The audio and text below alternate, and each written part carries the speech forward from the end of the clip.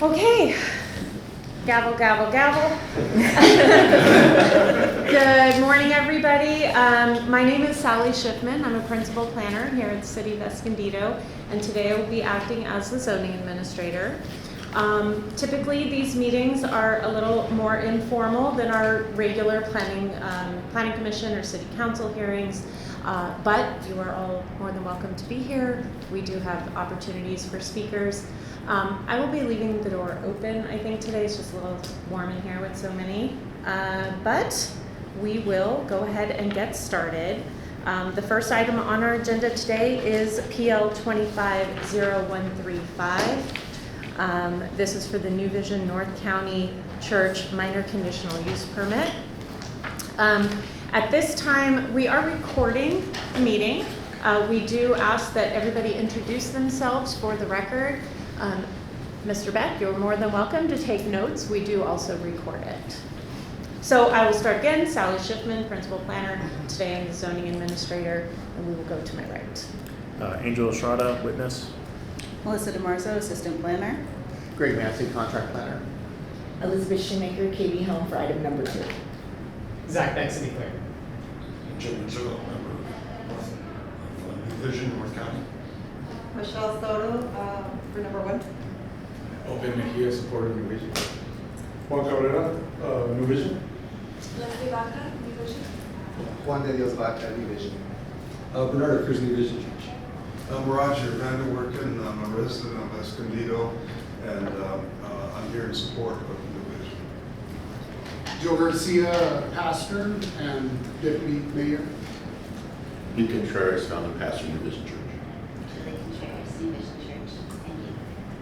Jesus Huerta, associate planner. And Alex Rangel, associate planner.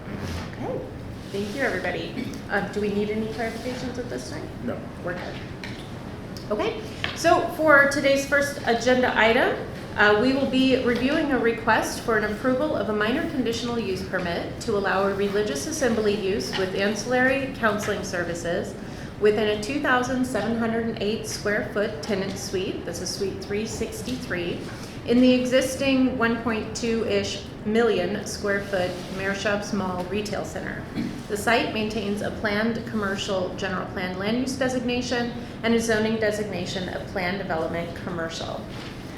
With that, we are going to have the project planner provide an overview of the project, and then I will follow up with any questions I have.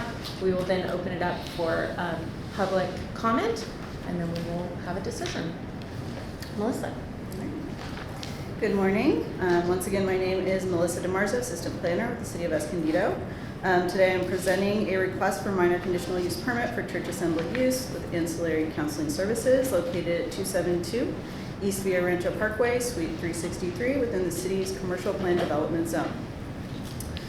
42 U.S. Code Chapter 21 CV1, the Protection of Religious Exercise and Land Use and by Institutionalized Persons Act provides that no government shall impose or implement a land use regulation in a manner that treats a religious assembly use on less than equal terms with a non-religious assembly or institution. As the master plan for the property permits assembly-related uses with the conditional use permit, the proposed use would be subject to the same level of review. Per Article 61, Division 1, Section 33-1202C, the zoning administrator shall give notice pursuant to Division 6 of this article and hold a hearing on application for a minor conditional use permit, which includes but is not limited to requests where the conditional use to be permitted does not involve the construction of a new building or other substantial structural improvements on the property, and in circumstances where a substantial remodel of the property is not proposed. Based on this criteria, the project is eligible for processing as a minor conditional use permit in accordance with the aforementioned section. As stated, the subject property has an existing over 1 million square foot commercial center consisting of an indoor mall, anchor tenants, inline shops, and out-pad buildings. All the surrounding properties are zoned residential, commercial, and open space and include a public park, service stations, and single-family residential uses. The property is located on the north side of East Villa Rancho Parkway. Juan de Dios Vaca Saucedo with New Vision North County requests to use a 2,708 square foot suite on the second level inside the existing mall for a church with counseling services.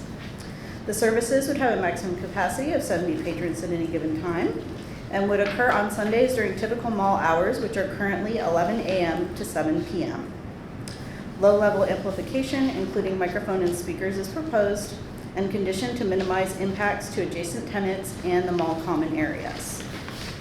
Counseling services, Bible studies, and workshops would be available during the week during mall operational hours as well, consistent with the mall hours. The applicant also proposes holding 3 to 4 charitable events throughout the year. No daycares or schools are proposed as a part of this CUP, and no changes are being proposed to the existing buildings on site. Sufficient parking would be provided based on the 2012 Master Plan Modification Parking Study prepared for the mall site, which anticipated up to 20% of the proposed uses to be non-retail in nature. With the addition of this assembly use, the total non-retail usage for the mall site would be 19.4%, which is consistent with the master plan. The proposed use is compatible with surrounding land uses and would be consistent with the zoning code and general plan designation for commercial uses within the commercial plan development. The proposed site is fully developed and no environmental impacts are anticipated from this project. Based on the foregoing and in light of the report presented, staff recommends approval of Resolution 2026-02 with a correction to the hearing date on page 1, paragraph 1. Staff and the applicant are available to address any questions at this time. Thank you, staff. Would the applicant team like to say anything in regards to regards to the operations of the site? I think it was clear. Perfect, thank you very much. I do not have any clarifying questions at this point, so I will go ahead and open it up to public comment. We have 2 comment cards, and then if anybody else would like to speak, that would be fine as well. So we will go ahead and start with you, sir. Thank you. My name is Roger Vanderwerpen, and I served 24 years in the U.S. Navy as a chaplain. And I can assure the board here that chaplain services offer a lot of hope to men and women who serve in our armed forces. I worked with Marines and sailors during that entire time, and it offered a lot of hope to people that in tough situations. Retired from the Navy in 2013 and bought a house here in Escondido in 2014. So we're proud taxpayers for the last 12 years in the City of Escondido. And I also started a church plant similar to New Vision in Oceanside. So the church is Breakwater Community Church in Oceanside. It's part of the San Diego Southern Baptist Association, of which New Vision is as well. And it's as U.S. citizens, we cherish freedom, and the very first freedom in the Bill of Rights is the free exercise of religion, and it's hard these days to find a location to worship. I don't know about Escondido, but a lot of cities have been tearing down large church campuses and putting up apartment complexes to increase the tax base. And a lot of times, huge building projects go up without any concern for spiritual needs. And as a church planter myself, I found it very difficult to find places where we can worship. And in fact, we're in a place now, we're grateful for it, but it's too small to meet our needs. And religious, you can't put a dollar amount on religious faith, but faith in God provides hope to people.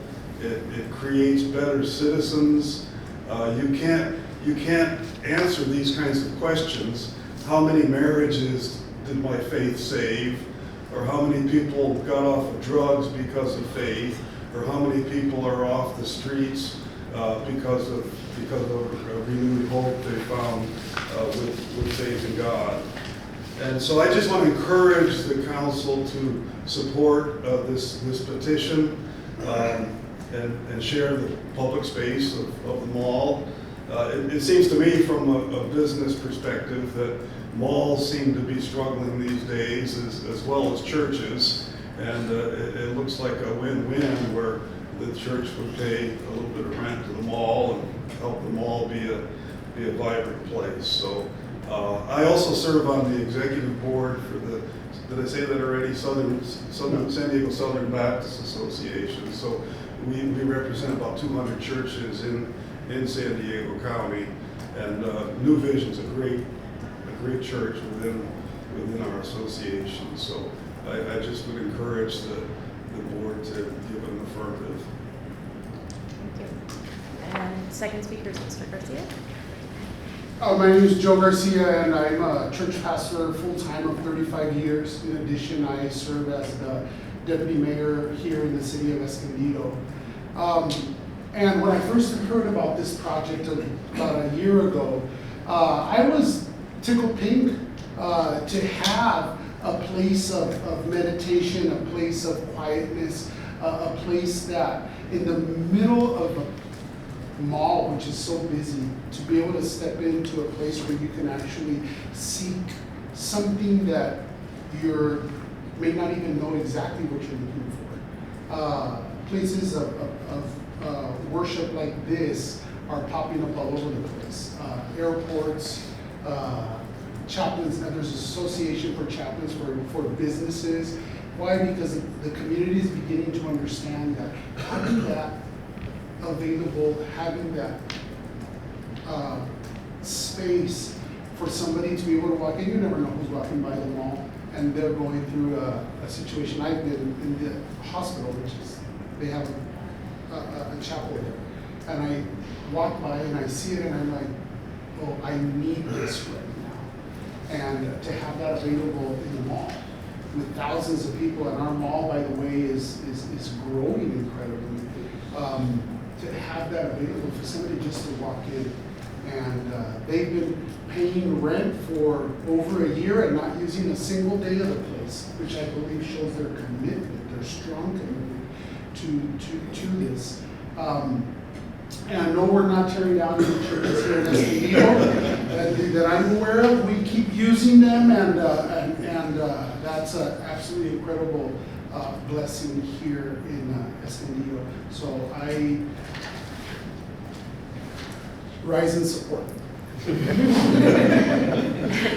New Vision. Would anybody else like to speak on this project? I'd like to say something. I'm Pastor B. Contreras. I'm the founding pastor of New Vision Churches. We have multiple sites that we're on the list of our community that we support financially, we support physically. But I just want to share a thought here of how this works. We believe that there's a holistic approach to what we do. We believe there's a need, physical needs. We believe there's emotional needs, and we believe there's spiritual needs. I think that's the makeup of every person. And I think what we're trying to do with New Vision Church and New Vision Care Center, which is counseling, assistance, resource, education, is to meet the need of all the people, whether they're of the same faith or not. It's to service the community holistically, in a sense that we care for you as a person. And that's really the vision of what we've done all over the city with our churches. And we're excited that this can be upon Escondido to be a resource. They're not going to be a liability, they're actually going to be an asset to the establishment, the foundation of Escondido and the work that's being done here. And I believe they can bring a lot of resources. We support them, we finance a lot of that to help them do the work, as we've done with our other campuses, to be able to do the work of that. So I just wanted to keep in mind how they approach what we're doing and how that serves the city.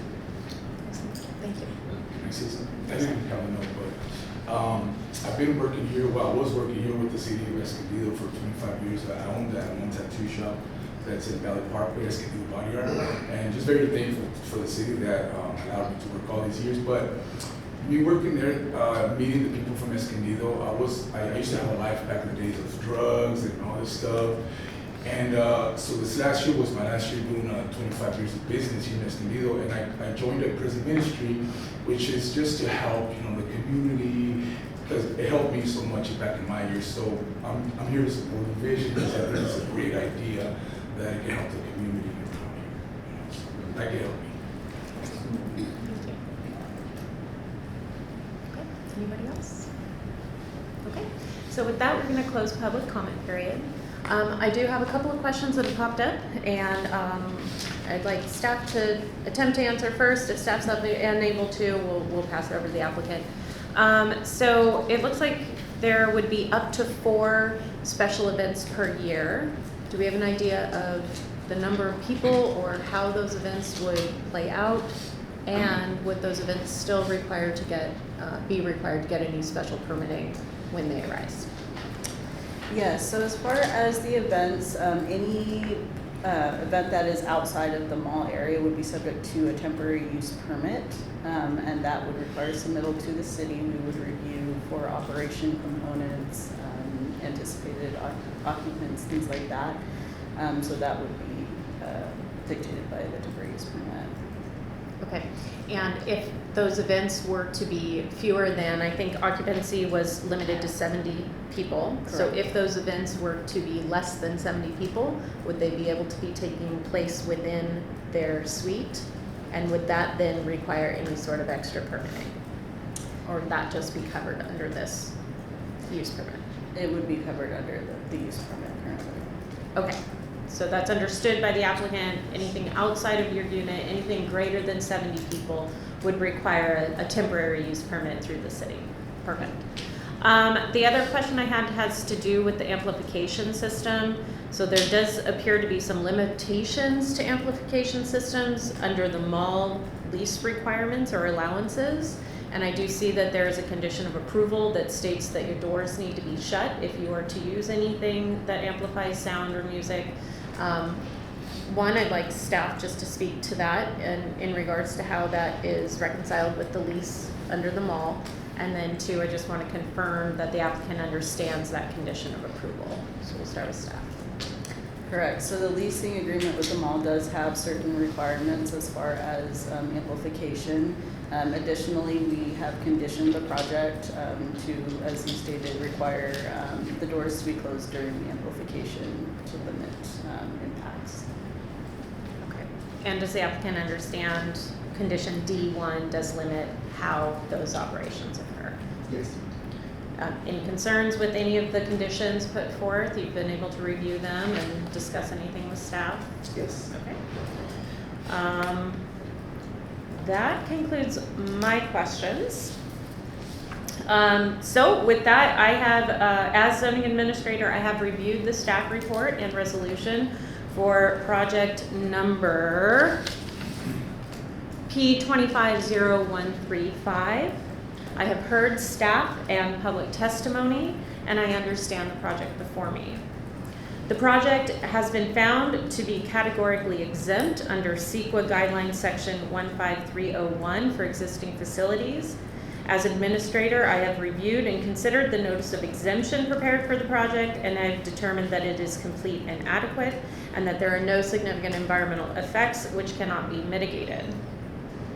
Per Article 61 and the authorities granted to the zoning administrator, and in consideration of the findings of fact referred to as Exhibit B in the resolution, I hereby approve PL 250135 for a minor conditional use permit as depicted in the project plans and as subject to the conditions of approval. Decisions of the zoning administrator may be appealed to Planning Commission pursuant to Zoning Code Section 33-1303. Thank you very much. Thank you.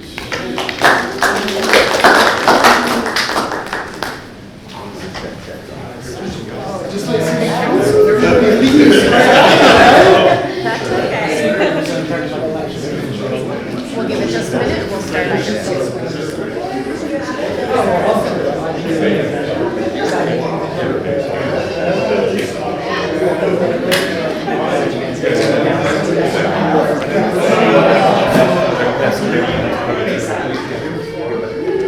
Yeah. Well, yeah.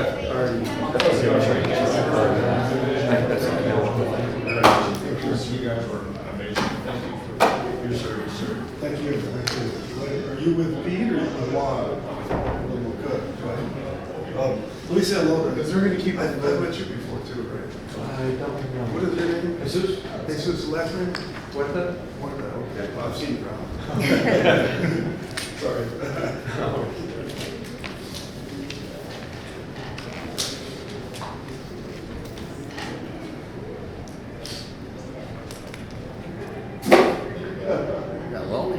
sudden. I know. Everyone cleared out. Okay. Second item on the agenda today is item number PL 25-0366. This is a modification to a precise development plan for the Nutmeg North and Nutmeg South subdivision. Do we need to restate names for the record? No, everyone was able to in the beginning. Thank you. Today's item is a request for an approval of a modification to the Nutmeg subdivision precise development plan and its associated subsequent modifications. This includes SUB 18-0005, SUB 20-0007, PL 24-0025, and PL 25-0169. The request involves an alternative compliance for mitigation measure noise 1 in that the new configuration of project buildings protect 2 private recreational areas in lieu of the originally required freestanding 8-foot internal sound walls. Alternative compliance with mitigation measures noise 3 and noise 4 in that the new configuration of project buildings reduces the interior noise level for certain buildings to allow for a sound transmission class or STC windows between 28 and 34 STC in lieu of the originally required 35 STC. Third, it is for a reduction in sound wall height along Interstate 15 from 9 feet to 8 feet. And finally, the request involves relocation of 19 trees from Nutmeg South to Nutmeg North due to utility and structure conflicts.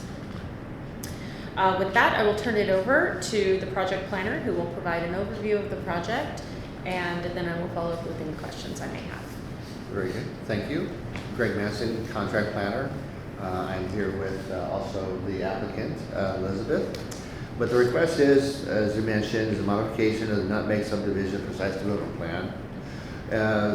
1 and 2 are compliance with mitigation measures NOI-1, NOI-3, and -4 are the basis coming from a updated noise assessment study that was prepared on behalf of the applicant in February 3rd of this year. That noise study indicated that there's some additional structures, relocation of the type of structures, the landscaping, the site layout that raised the baseline for the noise study that was done way back when, a couple of years ago. And subsequently, they were able to go through and do some modification of this, and this is what they're presenting today as a consideration. You have the 2 alternative compliance. You have the reduction of the sound wall on I-15 from 9 feet to 8 feet, and then also the relocation of the 19 trees from Nutmeg South to Nutmeg North. There'll be no reduction of the trees that are required for the site. They're just relocating them on site as well. The project is located at basically there's no address actually. It's on North Main Street. So Nutmeg Street between North Center City Parkway and Interstate 15. The applicant is here to answer any questions you may have. Also, I do have on my speakerphone, if necessary, we have the noise consultant available to us. He's waiting for us if we have any questions technically related to the noise assessment or how he had identified the new baseline for the project itself. So he will be available. His name is Jerry Loudon, and he also presented the updated study on February 3rd. The staff has reviewed the relevant information, documents, and studies for the design considerations, prepared the required findings, resolution, and find that the proposed design considerations are consistent with the architectural design and continue to meet the style and quality and function of the residential site, as well as the overall landscape design. Staff is recommending approval of resolution 2026-1 as presented. With that, I will turn it over to the applicant if they have any questions or concerns, or any staff. Thank you, Greg. A point of order, is Jeremy Loudon on the phone No, currently? he's Oh, not. we could call him if we need to. I will push the Okay. button if we can let the have the answer. Okay. Yes, correct. Okay, thank you. And then, is there anything that the applicant would like to add? No, we were just going through the conditions of approval, and it's something that we probably should have done at the last CA hearing, but we caught it now, which is how we came to this point, because there is a noise wall around the project too. So there was a noise wall around it, and now we're trying to remove the internal noise walls from that, because we already have the outside ones too. Certainly. Okay, thank you very much. Let the record show there are no other members of the public present, and therefore no additional comments. I don't have any questions. I've read through everything. It all seems to be appropriate and adequate for the situation at hand. I will say I do appreciate that the project is maintaining the total number of trees that were originally required for the site. And we recognize that sometimes once we're out in the field, these things have to be adjusted to meet the needs of the project as a whole, and we would rather have those trees moved and be able to thrive versus placing them too close to utilities or putting them in a spot where they would be stunted in growth. So I do appreciate that we're able to maintain those trees.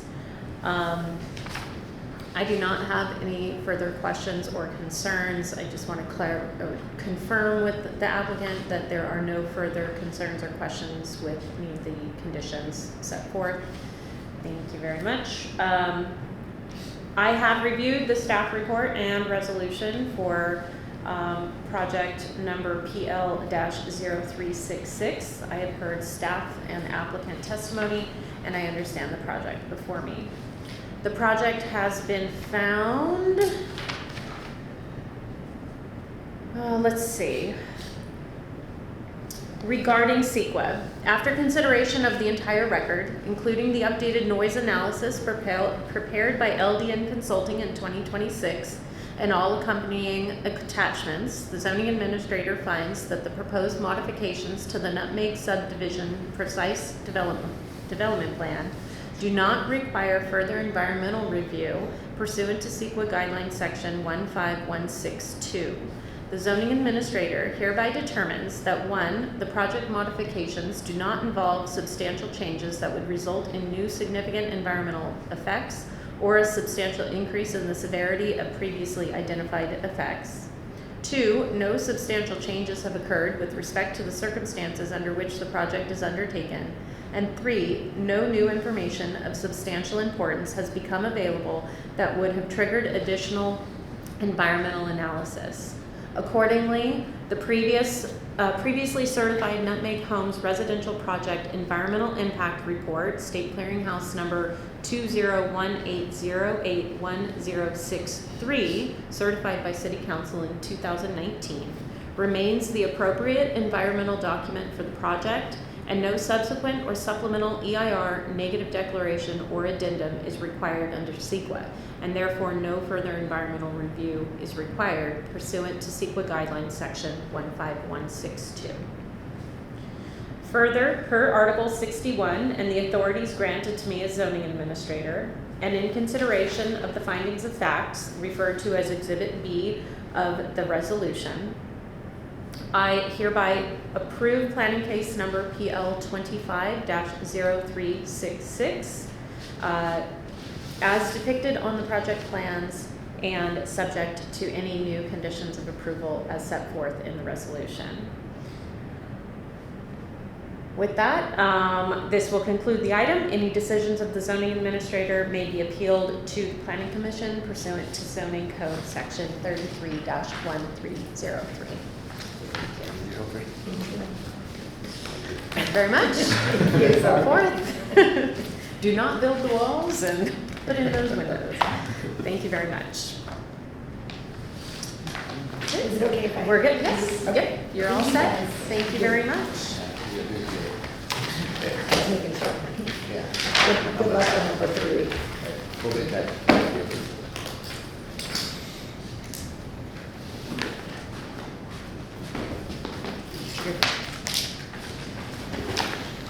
Thanks for coming down.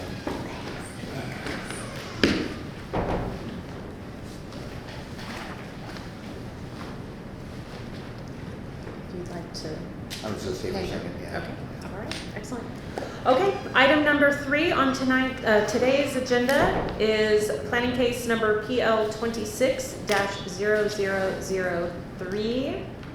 The request before me today is for the adoption of a final initial study, mitigated negative declaration, and mitigation monitoring and reporting program for the Jesmond Dean John Mason Memorial Bike Park.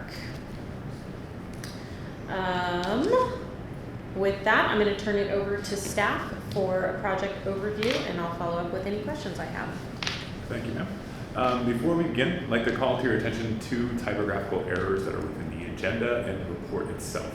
The hyperlink in the mitigation monitoring and reporting program is incorrect. It should read 9344 as opposed to 9343. However, this item is correct within the zoning administrator resolution. So that number is still correct, and only the other 2 need to be updated. So pursuant to Article 61, Division 9 of the zoning administrator, in Section 331319, subsection B, zoning administrator shall have the authority to consider and adopt a mitigated negative declaration after a public review period for administrative projects that do not require a public hearing.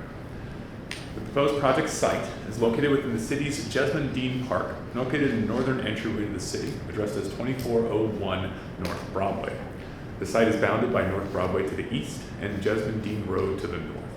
Riding Creek Elementary School bounds the project to the north, residential development to the northeast, east, south, and west, and North Broadway School to the south. To provide some property history, the City of Escondido acquired the approximately 40-acre Jesmond Dean Park site in the late 1970s as part of an open space requirement for an adjacent residential development to the east. In May of 1980, the City Council adopted the Jesmond Dean Master Plan for the park, documenting existing and proposed permitted uses throughout the park.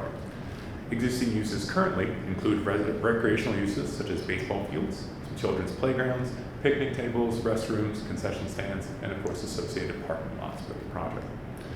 The proposed project, titled the Jesmond Dean John Mason Memorial Bike Park Project, is located on approximately 4.6 acres situated in the northwestern portion of the park.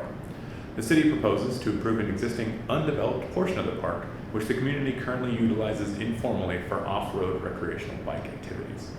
Approximately 2.7 acres of the project site are heavily disturbed by this activity, but remain undeveloped formally. The bike park itself would include a pump and jump track, a skills track, a kids track, and improved existing walkway paths with viewing area benches, patio improvements, and access improvements. All of these improvements would utilize the existing dirt trail, as well as improve them with decomposed granite and asphalt construction. The proposed project in totality requires a plot plan permit, which is an administrative permit which does not require a public hearing. The proposed development itself is consistent with the adopted master plan for the Jesmond Dean Park, and it would implement improvements to the identified locations within the park for pedestrian use and other group activities. For the CEQA document, the draft initial study and mitigated negative declaration were prepared for the project by Baranek Consulting and circulated for a 30-day public review period from October 23, 2025 to November 24, 2025. Staff received one comment letter from a Laura Bowersox, member of the public, during the review period. The final initial study mitigated negative declaration includes a response to the comment received and minor typographical corrections throughout the document. It was determined that the project could result in significant effects to the environment. However, implementation of the mitigation measures identified in the MMRP would avoid environmental impacts or reduce them to levels that are less than significant. The City of Escondido and CIP project representative and applicant Michael Tully has agreed to implement all mitigation measures identified in the final ISMND to ensure potential impacts are reduced to a less than significant level. In conclusion, staff requests that the zoning administrator adopt Resolution 2026-03, which will adopt the final ISMND and the MMRP. And staff is available if you have any questions regarding the project or the document. Thank you, Alex.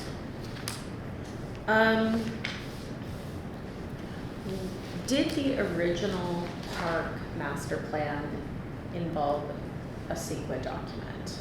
The original master plan did not. It was somewhat history that is part of, a correction of that item. The park itself did not. The residential development to the east, which was a formerly Oak Creek subdivision development, did. and the park itself was part of that as part of the open space dedication. Okay. And none of the other existing park improvements, are there any existing park improvements? There are existing park improvements in the case of the baseball fields that are to the south, the parking areas that are adjacent to those, and some of these smaller areas, however, nothing to this scale as of yet. Okay. And the public comment that was received on the M&D, was that in favor, against, neutral? The comment itself was relatively neutral. It was more about a comment about the actual process for review and public input on the park itself, and did not actually address the environmental concerns to any degree. It did mention questions about whether or not there be motorized vehicles on the park. However, it is currently only approved for non-motorized vehicles, and specifically bikes that are not classified as motorized vehicles. There are some smaller bikes which use like electronic power that are not classified technically as motor vehicles, which would be authorized to use them. And response to that individual's question is part of the final M&D? Correct. The response is included in the final ISM&D, and staff has reached out to that person directly to speak to them about the response, as well as alleviate other concerns that they have. Okay, excellent, thank you. I have no further questions. Let the record show that I have reviewed the staff report and resolution, as well as the secret documents for project number PL 26-0003. I've heard staff's testimony and I understand the project before me. In my independent judgment, I have carefully reviewed and considered all environmental documentation comprising the final ISM&D and prepared for the project, and have determined that the city has made a good faith effort to adequately address all environmental issues associated with the project. The final ISM&D is adequate and provides good faith disclosure of available information on the project to determine whether there